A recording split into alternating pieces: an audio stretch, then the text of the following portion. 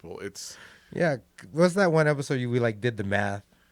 It was like if you made $100,000 a year tax free, you would have to work like 2,000 something years straight just to get $1 billion, and these people have like hundreds of billions. Yes. So that means every month they're making so much money off the little guy once again. Yeah, I might have a stat here. It's just so crazy, and Yeah. people argue about it like like the minimum wage for $15 thing started in like 2012, 2010, so long ago. Might be even before that. It might have been like 2008. And now that by the time they're finally starting to do it in like 2021, 2022, 2023, like it won't even make a difference because it took so long.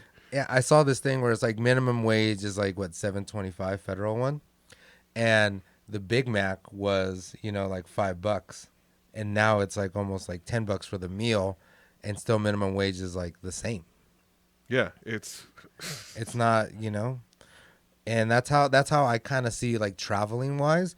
I see how much like a Big Mac is there, how much like a cup of coffee is, and how much like a beer is, to kind of like get a good glimpse of average stuff.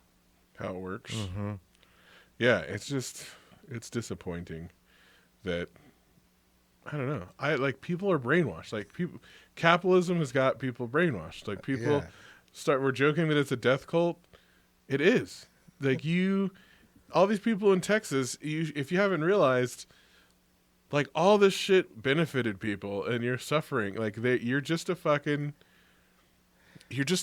acceptable risk. Yes. Like all of us are just acceptable risks in some fucking cost analysis on some ledger somewhere for some huge corporation. So many of the things we do, the pandemic has proven like we are all fucking expendable. Like some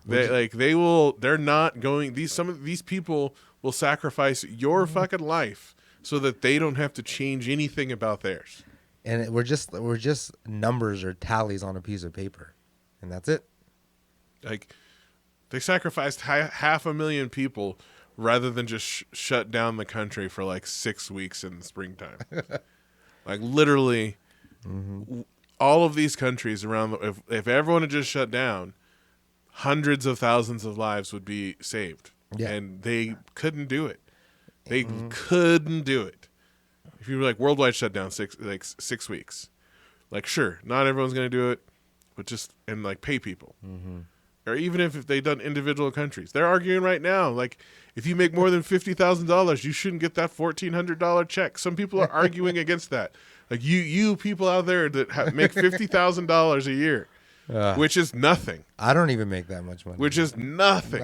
I've been fucking working my job. I barely make that. I don't make it. Yeah. And they were saying that is too much money to get anything from the fucking stimulus. Like you're too well off. Meanwhile, it's like not even twice the poverty line. Like, oh, dude. So here's the thing. Like, let's say you have a super good job that pays $100 an hour. $100 an hour. Woo. Anyone would take that. And let's say you have to work a lot. You work 10 hours a day, 5 days a week. So that's $1,000 a day, $5,000 a week, $240,000 a year. It would take you working that tax-free completely 4,167 years to make $1 billion. Dang. If you if you're making, for the sake of argument, $25 million a year, you could live a life of extreme luxury. Even then, it would take you 40 years of spending none of that money to amass a single $1 billion.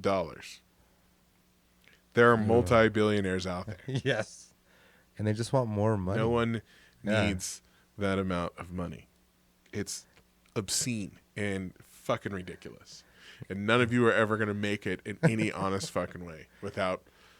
If your goal is to be a billionaire, you must realize understand that people will have to die for you to get that. Yes. Just fucking facts. You'd have to use them. It's almost like slavery, It's pretty close. Minimum wage ain't nothing. I mean, when slavery was fucking horrible. Yeah. But in many ways, it's just more of us are enslaved in a different way. Mm-hmm. Like our lives could be so much better and our world could be so much better if these resources were used more efficiently. That's just like that's, and like if you look at it biologically and scientifically, you could argue that using resources most efficiently is like how we should organize ourselves as a society and like as a fucking species. To make it last longer. We've like the more efficiently we have used resources throughout humankind history, like the more advanced and evolved we have become. Whether it was getting more calories from fucking burning our meat and being able to eat it easier, which led us to having bigger brains so we could think more, which it became this feedback loop to like being able to harness the power of coal, and then the steam engine, and then electricity, and then nuclear power, like all these things. It's just energy more efficiently, and we don't do it. Like resources more efficiently, and people hoard them. That's if we looked at it that way. Those people hoard shit that they're never going to use, and other people can't use it. Whether it's money, whether it's oil, whatever, access to healthcare. Oh, that's the way we got to look at it. Yeah. Yeah, who knew a conversation about Dave Chappelle would lead us to examining the entire fucking socioeconomic system of the world? But here we are. That's how we roll, though. We're built a little different. Salutes to fucking Dave Chappelle. Exactly. My man. And I love that he still smokes cigarettes and he still tells his jokes because it's just like an uncle or something. Now he's drinking whiskey with it too. Yeah, he had a little glass of fucking whiskey. These two. We all have that uncle that's a little lost in the sauce, and he just has his cigarette and is like, tequila in my family. Doesn't give a fuck. Exactly, and just keeps it real, and definitely the sisters and the moms get a little mad at him, but the kids are laughing hysterically. And if you don't know who that is, then you are that person probably. Because you're browned out. And you don't know what you're saying. But yeah.